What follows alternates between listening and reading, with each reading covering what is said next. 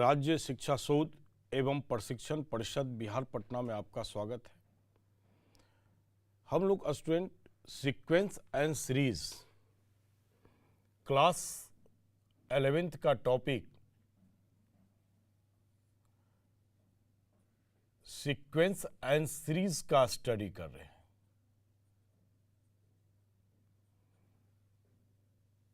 इसमें अभी तक ये बताया गया है कि सीक्वेंस क्या है, सीरीज क्या है, साथ में एक टर्म प्रोग्रेशन क्या है और हमारे सिलेबस के अनुसार से प्रोग्रेशन कितने टाइप का पढ़ना है।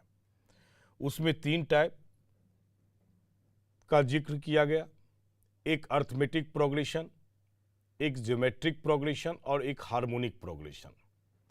अर्थमेटिक प्रोग्रेशन का परिभाषा, उसकी कॉन्सेप्ट अवधारणा आपको बता दिया गया है, साथ में उसमें उसका सामान्य पद भी बताया गया है। जनरल टर्म, इस जनरल टर्म में 2 पार्ट हमने आपको बताया कि अगर एपी का general term of an AP का चर्चा कर रहे हैं कि प्रथम पद ए है और अंतिम पद यल है तथा सार्व अंतर कॉमन डिफरेंस उसका डी है, तो शुरू से यनमा पद एन के द्वारा रिप्रेजेंट करते हैं। A plus n minus 1 into d होता है और अंतिम से यनमा पद, जिसे एन डैश के द्वारा थ्योरीज में हम बताए, l minus n minus 1 into d. ये 2 फॉर्मूला हमारे पास में ज्ञात हो गया। अब इसी दोनों फॉर्मूला का प्रयोग करके हम देखेंगे कि प्रश्न को कैसे बनाते हैं। तो सबसे पहला प्रश्न लेते हैं।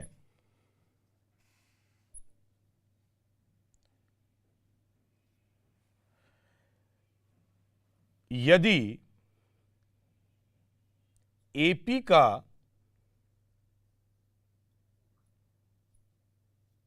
प्रथम पद 2 है तथा सार्व अंतर 4 है, तो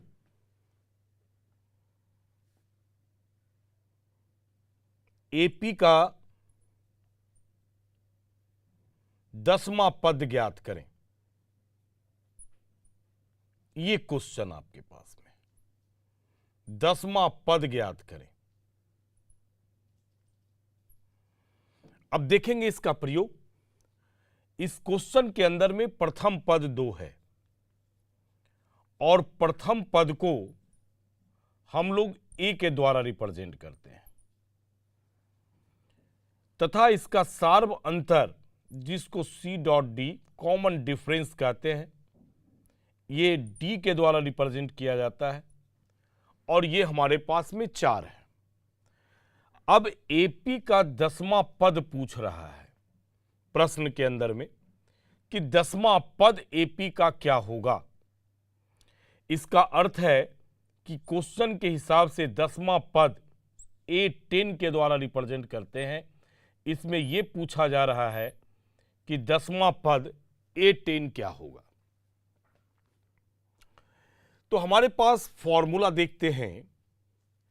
an इक्वल टू हमारे पास a plus n minus 1 into d है। अब ये जो डाटा है, जो वैल्यू हमारे पास में निकल कर आया, ये सारे वैल्यूज को रिप्लेस करेंगे। A10 फाइंड करना है, मीन्स n इक्वल टू 10 है। A10 निकालने का अर्थ है कि n इक्वल टू 10 गिवन है और प्रथम पद हमारे पास में 2 है n हमारे पास में 10 हो गया, -1 और कॉमन डिफरेंस हमारे पास में 4 हो गया। तो 2 + 9 × 4, तो 2 + 9 × 4 हो गया 36। ये रिजल्ट हमारे पास में 38 आ गया। तो इस प्रकार से हम एपी का यहां 10वां पद ज्ञात कर लिए। कभी प्रश्न में ऐसा भी रहेगा कि आपको पूरा एक प्रोग्रेशन दिया हुआ होगा, जैसे एक दूसरा क्वेश्चन लेते हैं स्टूडेंट। यदि एपी का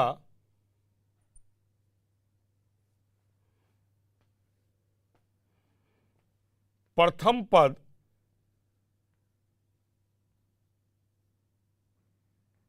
चार है तथा अंतिम पद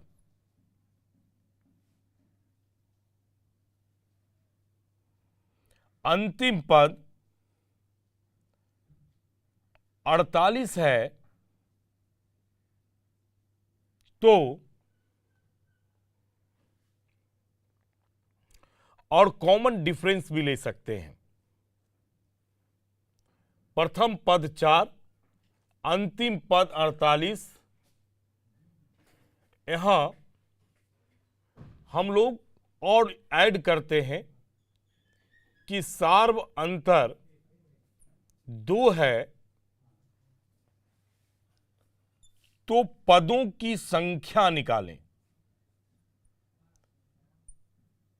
पदों की संख्या ज्ञात करें। यह भी प्रश्न आपके सामने रह सकता है।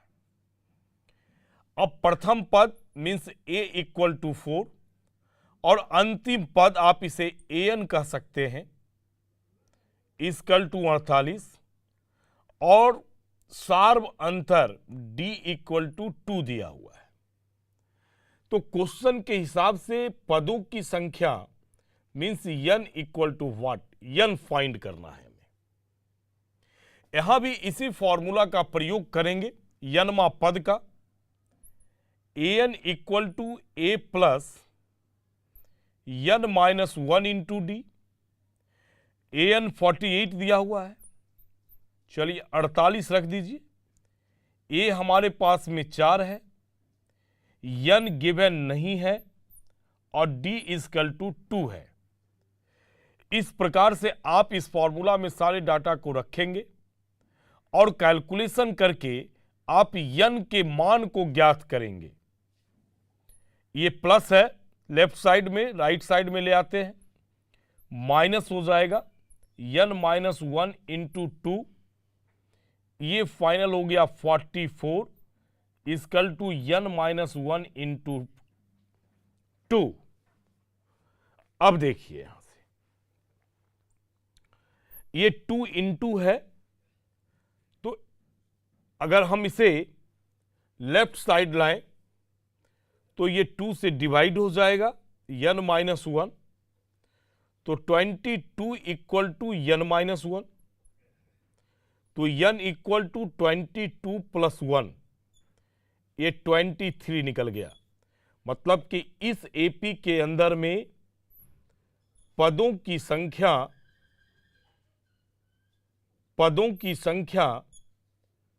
23 है। ये दोनों क्वेश्चन बेसिक है। अगर प्रथम पद दिया हुआ है और सार्व अंतर दिया हुआ है तो आप एपी के किसी भी पद को ज्ञात कर सकते हैं, और प्रथम पद, सार्व अंतर और अंतिम पद दिया हुआ है तो उस एपी के अंदर आप जो है पदों की संख्या को ज्ञात कर सकते हैं। इस प्रश्न को हम अनुक्रम के रूप में भी लिख सकते हैं स्टूडेंट। तीसरा क्वेश्चन लेते हैं। ये जो सेकंड क्वेश्चन देखे थे उसको इस प्रकार से भी लिखा जा सकता है 3, 5, 7, 9 S1 101 में पदों की संख्या ज्ञात करें। पदों की संख्या ज्ञात करें। एपी है, दिए गए एपी में पदों की संख्या ज्ञात करनी है आपको। तो यहां देखते हैं कि इसका जो फर्स्ट टर्म है, इस क्वेश्चन का जो प्रथम पद है वो 3 है और इसे ए के द्वारा रिप्रेजेंट करते हैं। इस क्वेश्चन का जो सार्व अंतर होगा d equal to second term minus first term करेंगे, 5 - 3 इक्वल टू 2 होगा। साथ में इसका अंतिम पद an इक्वल टू 101 है और पदों की संख्या आपसे पूछी जा रही है। तो देखेंगे जो पिछला क्वेश्चन था ठीक उसी क्वेश्चन पर ये आ गया। ये हमारे पास में फर्स्ट टर्म हो गया, ये सार्व अंतर निकल गया और ये हमारा इसका अंतिम पद हो गया। तो वो formula an equal to a plus n-1 into d use करेंगे। an हमारे पास में 101 है, a इक्वल टू 3, n हमें फाइंड करना है और d इक्वल टू 2 आ गया। सॉल्व करेंगे 101 minus 3 equal to n-1 into 2, ये 98 हो गया, n-1 इंटू 2, तो n-1 इक्वल टू 98/2, ये 49 हो गया, इसलिए n equal to 49 + 1 equal to 50 आ गया। मतलब कि इसमें पदों की जो संख्या है वो पूरा 50 है।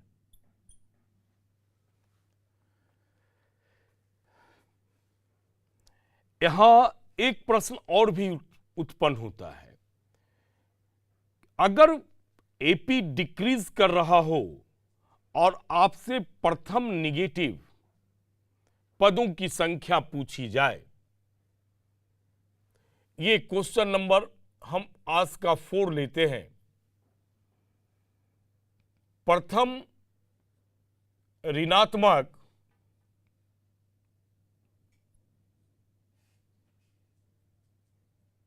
पदों की संख्या, ऐसे क्वेश्चन दें, पदों की संख्या ज्ञात करें।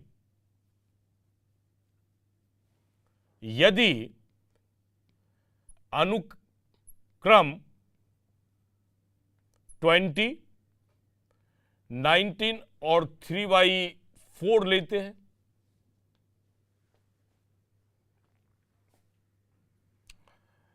फिर 18.5, 17, 3/4 एज सो ऑन, ये हमारे पास में सीक्वेंस है।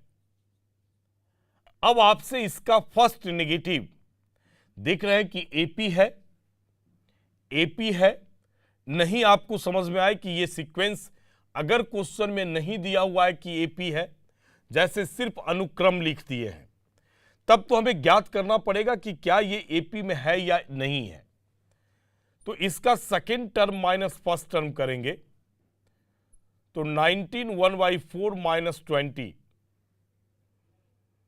ये फाइनल हो गया। हमारे पास 77/4 माइनस 20 इज इक्वल टू -3/4।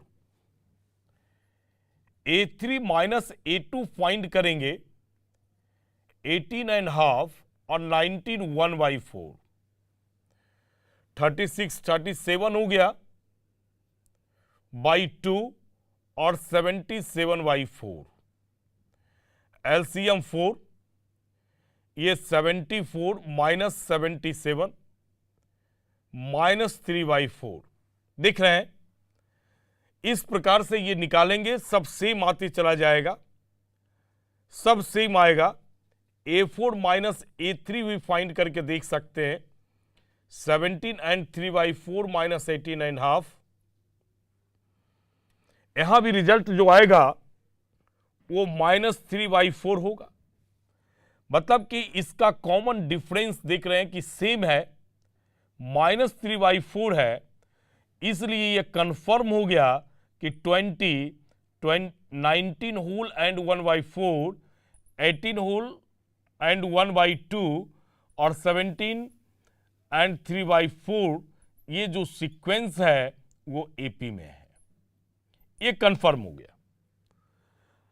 अब जैसे ही सीक्वेंस कंफर्म हो गया कि एपी में है, तो अब एपी का ही फॉर्मूला लगाना होगा और हमें फर्स्ट ऋणात्मक पद फाइंड करना है।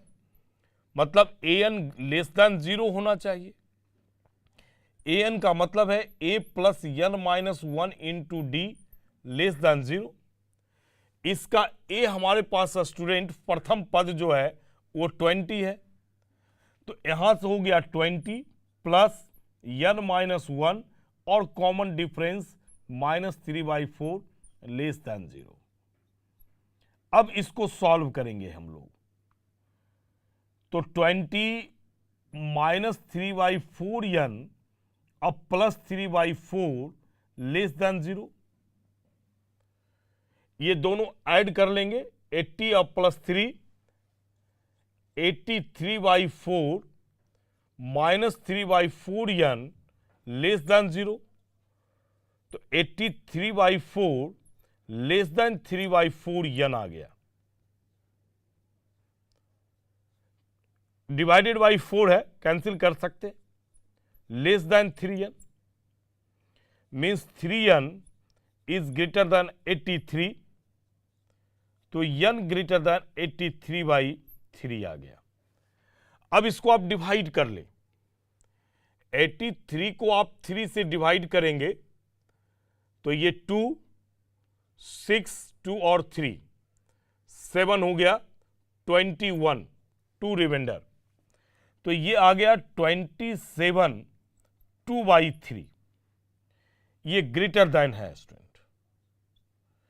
अब देखते हैं, हम आपको बताए कि n हमारे पास में जो प्रांत होता है सीक्वेंस का वो नेचुरल नंबर होता है और यहां 27 एंड 2/3 से ग्रेटर देन है और ये होना है नेचुरल नंबर, इसलिए n का जो वैल्यू फाइंड होगा वो हमारे पास 28 होगा। मतलब कि इस अनुक्रम का जो 28th टर्म जो होगा वो फर्स्ट निगेटिव टर्म हमारे पास में फाइंड होगा। तो फर्स्ट निगेटिव टर्म 28वां पद मेरा होगा। तो इस प्रकार से भी आपसे क्वेश्चन किया जा सकता है, आपसे ये क्वेश्चन किया जा सकता है। उसके बाद ये किया जा सकता है कि किसी एपी का 2 पद दिया हुआ हो और उसका कॉमन डिफरेंस और साथ में आपका फर्स्ट टर्म दोनों फाइंड करने के लिए दिया जाए। तो देखते हैं क्वेश्चन नंबर 5 को। अब यह प्रश्न दिया जाए,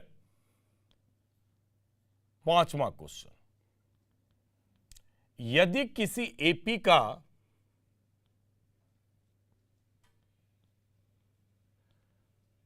सातवां पद कुछ मान लेते हैं 34 है तथा 13वां पद 64 है, तो एपी का 15वां पद ज्ञात करें। ये इस प्रकार का क्वेश्चन आपके पास में होगा। मतलब गिवन है 7वां पद, मतलब A7 इक्वल टू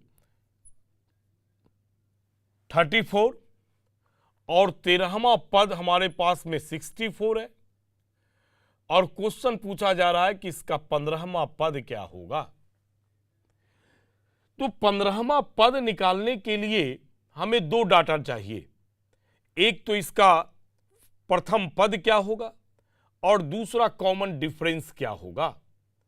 मतलब इसे फाइंड करने के लिए हमें दो बातें चाहिए, ए का वैल्यू और साथ में डी का वैल्यू, प्रथम पद और सार्वंतर। अगर ये दोनों फाइंड हो जाता है तो आप 15वां पद निकाल सकते हैं। अब इस दोनों को फाइंड करने के लिए ये दो डाटा हमारे पास में गिवन है, तो हम क्या करते हैं कि यहां प्रथम पद को ए मान लेते हैं और सार्व अंतर को डी मानते हैं। आप लिख सकते हैं, माना कि अब A7 का मतलब होता है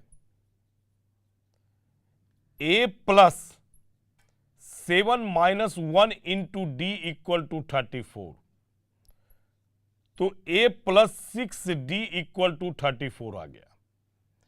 आप इसे इक्वेशन फर्स्ट कर लें या A का वैल्यू फाइंड कर लें। 34 minus 6D equation number first. Second में तथा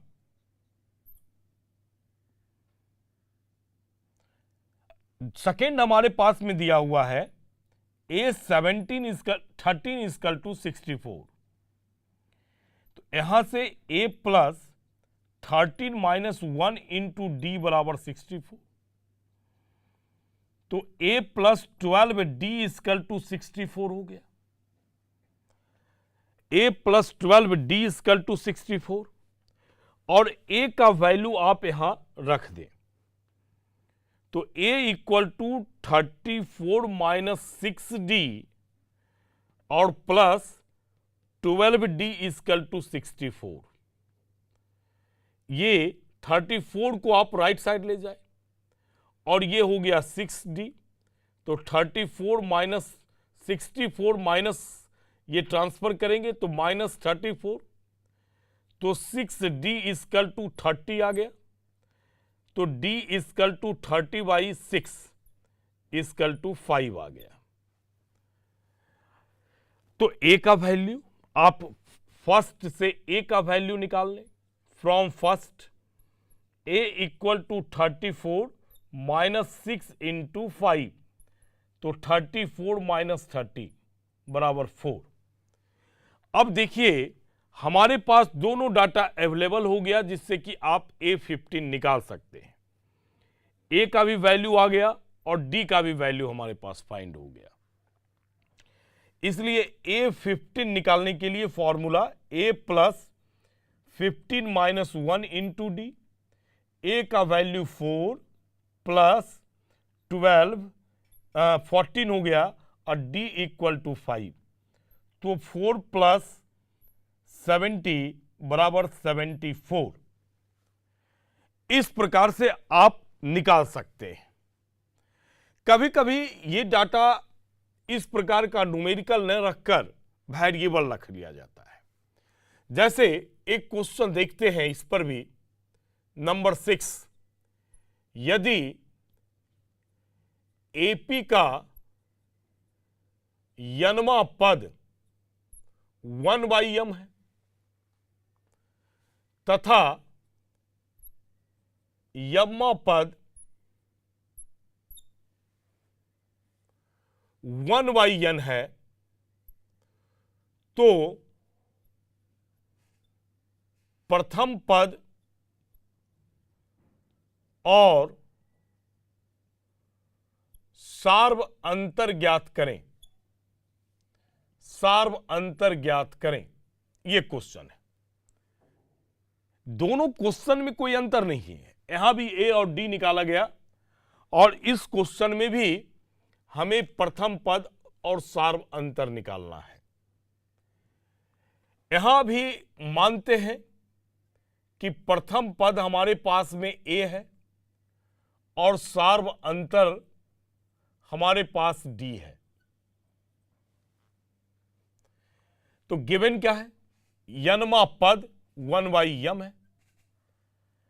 अब an को हम लोग लिखेंगे A plus n minus 1 into d equal to 1/m। Equation first हो गया। और यम्मा पद 1/n है, तो a plus m minus 1 into d equal to 1/n लिखेंगे। ये हमारा लिखने का तरीका है। अब ये दो इक्वेशंस हो गया, आप equation first minus equation second कर लें, तो a plus n minus 1 into d, और माइनस करेंगे तो minus a minus m minus 1 into d equal to 1/m minus 1/n। a और a कैंसिल, d कॉमन है, तो n minus 1 minus m plus 1 into d equal to LCM mn हो गया, तो n minus m, 1 cancel हो गया, तो n minus m into d बराबर n माइनस m बटे mn, इसलिए d equal to n minus m divided by mn into n minus m, दोनों कैंसिल आउट हो गया, 1/mn फाइंड हो गया। ये फाइंड हो गया। अब क्या करेंगे, किसी एक इक्वेशन का प्रयोग करेंगे फ्रॉम फर्स्ट से, a equals to 1/m minus n minus 1 और d का मान हो गया mn। अब आप यहां एलसीएम ले लें, mn एलसीएम हो जाएगा, mm कैंसिल तो n माइनस माइनस n और माइनस माइनस प्लस हो जाएगा, ये भी कैंसिल, ये भी फाइनल 1/mn आ गया। मतलब इसका प्रथम पद भी 1/mn है और इसका सार्व अंतर भी जो है 1/mn है। तो इस प्रकार से हम प्रयोग करके क्वेश्चन को सॉल्व करते हैं। अब एक प्रश्न को और भी देखते हैं। यहां भी हम पदों की संख्या निकालने देंगे, लेकिन अब यहां प्रश्न को विभाजकता नियम से आपसे जोड़ा जा सकता है। जैसे क्वेश्चन दे दे कि 7 से विभाजित होने वाले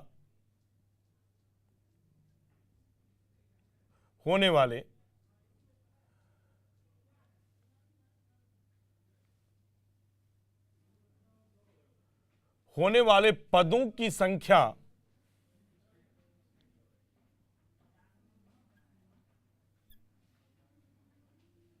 ज्ञात करें यदि पद 100 से 1000 के बीच हो। इस प्रकार से क्वेश्चन दे। कहने का अर्थ है कि 100 से शुरू हो रहा है और 1000 के बीच में 7 से विभाजित होने वाले पदों की संख्या निकालनी है। तब यहां क्या करना होगा कि यहां हमें सबसे पहले प्रथम पद को ज्ञात करना होगा। ये 100 है, 7 से भाग देंगे, 1 3 हो गया, माइनस करने के बाद 7 चौका 28 हो गया, ये 2 रिमाइंडर हो गया, 2 हो गया। तो 2 का मतलब कि 7 माइनस 2 करेंगे तो 5, तो 100 प्लस 5 कर दीजिए तो 105 आ गया। ये सबसे छोटी संख्या है जो कि 100 से 1000 के बीच का, जो 7 से डिविजिबल होगा। आप 7 से भाग देंगे, ये कैंसिल हो जाएगा। अब ऐसे अपर वाले को भी देखना पड़ेगा। 7 से भाग देंगे एक बार तो 3 और 0, 7 चौका 28, 2 और 0 आ गया, 7 दूना हो गया 14, ये 6 रिमाइंडर हो गया। तो अपर वाले में 1000 में आप 6 को माइनस कर दें, 994। ये संख्या आपके पास में 7 से डिविजिबल हो जाएगा। मतलब कि कहने का अर्थ है कि संख्या जिसके बीच में हो तो आपको देखना पड़ेगा इस विभाजकता से कि कहां से संख्या शुरू होगा और लास्ट कहां होगा। ये डाटा चेंज करता रहेगा और एक बार मेंस एग्जामिनेशन में भी इसे पूछ चुका है।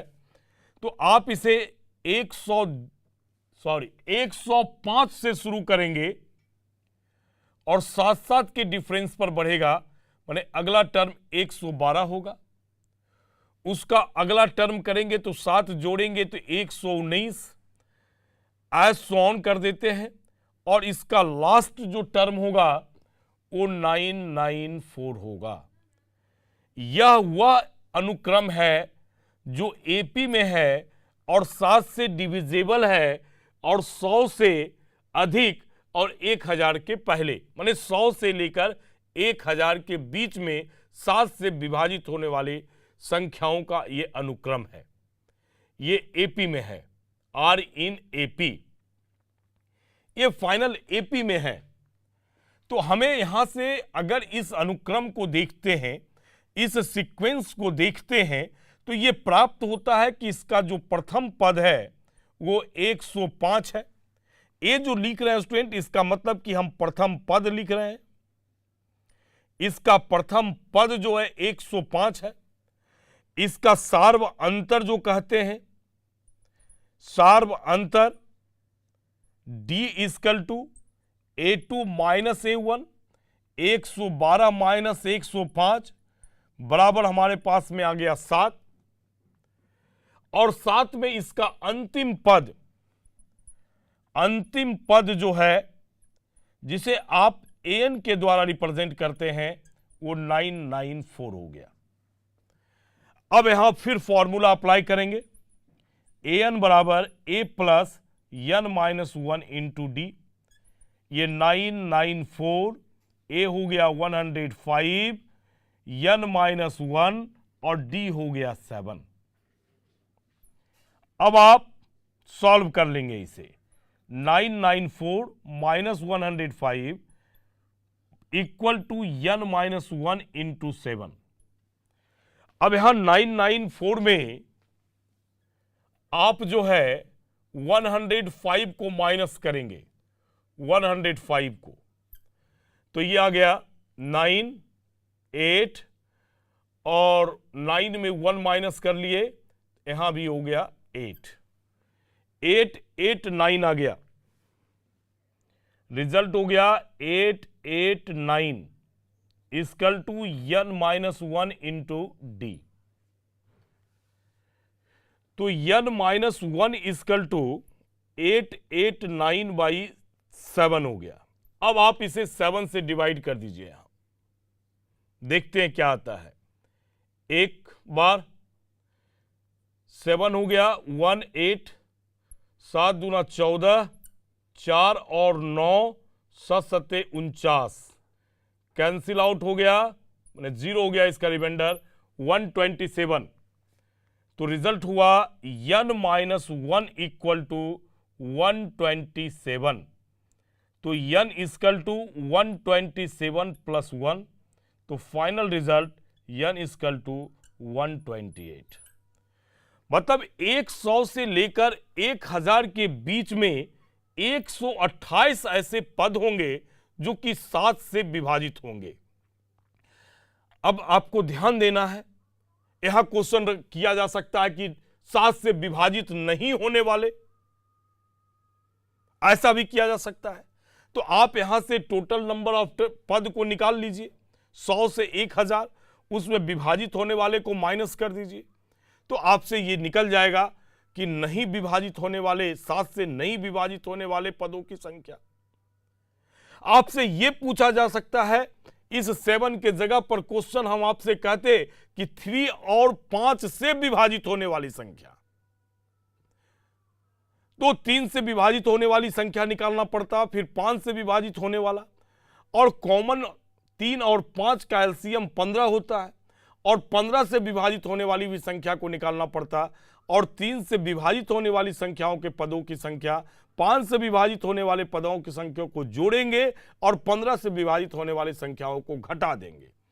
इस प्रकार से इस विभाजकता नियम का प्रयोग हम लोग एपी में अर्थमेटिक प्रोग्रेशन में हम लोग करते हैं। अब स्टूडेंट अगले क्लास में हम देखेंगे कि एपी का सम, अर्थमेटिक प्रोग्रेशन का सम कैसे फाइंड करते हैं, उसकी थ्योरीज को देखेंगे, साथ में उसके कुछ अपने गुणधर्म है उसको देखेंगे और तब उसके प्रॉब्लम को देखेंगे। तब तक के लिए धन्यवाद।